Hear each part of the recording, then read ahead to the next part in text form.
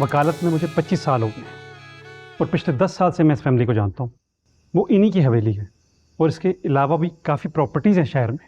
आप खुद सोचिए, ये लोग उस बेकरी वाले को अगवा कर सकते हैं? फैमिली वाले लोग हैं ये, खातून साथ हैं इनके, कुछ तो ख्याल करें। देखिए वकील साहब, सवालात मेरे जहन में भी है।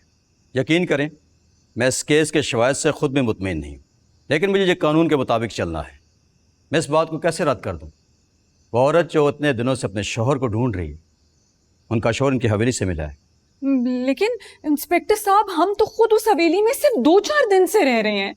हम ये काम कैसे कर सकते हैं? अगर वो हमारे जाने से पहले से वहां पर मौजूद थे तो हम तो इस बात से वाकिफ ही नहीं है। अरे भाई, वो शख्स जो कि मुबैना तौर पर अगवा हुआ था, उसने आप लोगों पर इल्ज़ाम लगाया हुआ है। अब खुद बताइए मैं क्या करूं? इंस्पेक्टर साहब, वो मेरे शौहर नहीं मिल रहे। अब क्या हो गया मोहतरमा?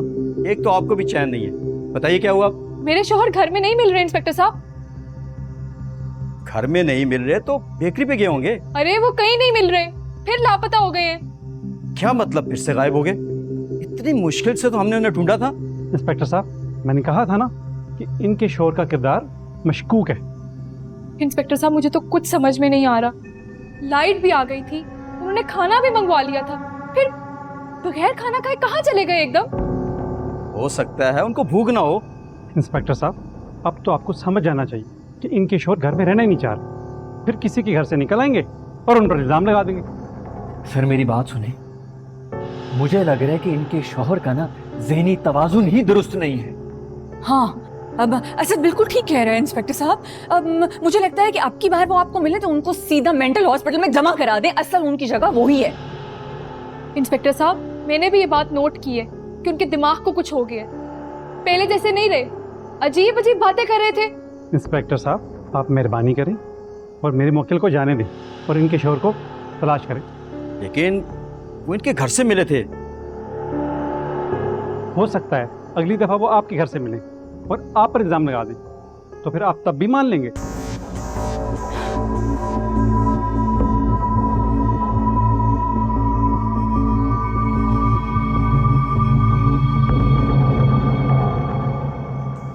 मतलब इतना अच्छा खाना बनाती हो, इतनी खूबसूरत हो, पढ़ी लिखी हो, अच्छे घर से हो, इतनी अच्छी लड़कियां इतनी देर तक सिंगल नहीं रह सकती। भाई तुम्हारे रिश्ते की बात उन्हीं से करनी पड़ेगी ना।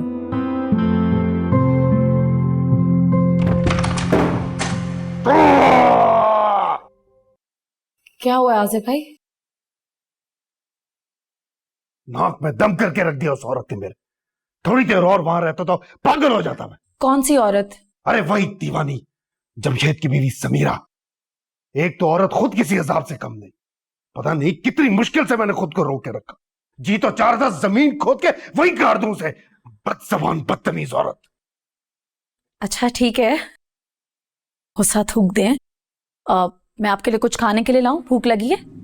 शुक्र है यार, जान छुट्टी और हम घर वापस आए। ये आवाजें सुन रही हो? ये लोग वापस कैसे आ गए? ये पुलिस की गिरफ्त से कैसे छूटे? जाहिर है आप जब उस औरत को अकेले छोड़कर आएंगे तो वो पुलिस के पास वापस गई होगी और पुलिस ने छोड़ दिया होगा। तो मैं सारी जिंदगी तो नहीं रह सकता ना उसके साथ। पर हमें तो ये भी नहीं पता कि वो टोटल हैं कितने। क्या पता पूरा कबीला ही हो। एक मर्द और एक चुड़ैल औरत का तो पता लग ही गया हमें। वैसे चाचा, आप उस चुड़ैल औरत को सारी जिंदगी नहीं भूलेंगे। मगर शुक्र है चाचा, हमने आपकी आवाज तो सुनी, वरना वहां पुलिस स्टेशन में तो आपको सांप सूंघ गया था। मेरा तो भूख से बुरा हाल हो रहा है यार, कुछ खाने को बना दें। ले भाई, आप लोग खाना खाएं, मैं तो सोने जा रहा हूँ, मुझे बहुत नींद आ रही है। क्यों? तुम खाना नहीं खाओगे? नहीं, मैंने तो बहुत पेट भर के खाना खाया है। बाहर से कुछ खा आए थे क्या? नहीं, यही किसी ने बहुत मोहब्बत से खिलाया, हमने खा लिया। ये कौन है जो इस वीरान बेआबान में तुम जैसे अहमक से मोहब्बत कर बैठी? बताऊंगा भाभी, वक्त आने पे सब कुछ बताऊंगा। वो झल्ली नादिया दोबारा से तो नहीं आ गई थी यहाँ पे?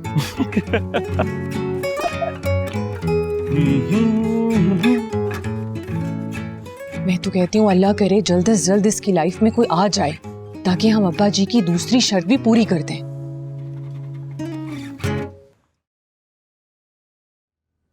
अली,